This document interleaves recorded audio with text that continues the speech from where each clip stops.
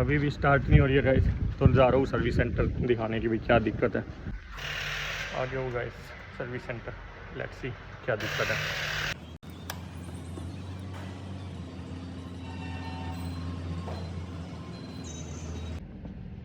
Battery की gravity सही निकली है गाइस, पर बोल रहे हैं कि अल्टरनेटर भी चार्ज कर रहा है बैटरी को, पर क्या कहते हैं सेल डाउन है तो बैटरी चार्ज नहीं हो रही, कि बैटरी चेंज होगी।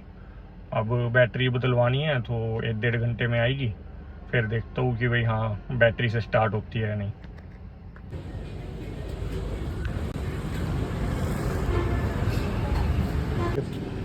ये पुरानी बैटरी है गाइस और ये नवी लगवा ली है।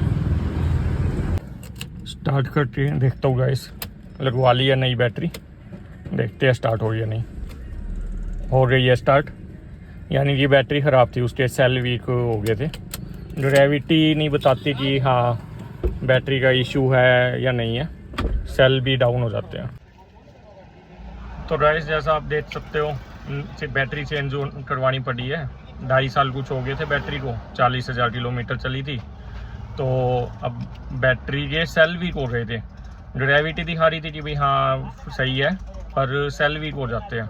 तो अब भी स्टार्ट हो जा रही है सेल्फ से, तो यानी कि बैटरी का इशू था। Okay guys, bye bye. ये इतना बड़ा पंचर निकला है, पत्थर ने कर दिया, लगे हाथ ये भी लगवा लिया।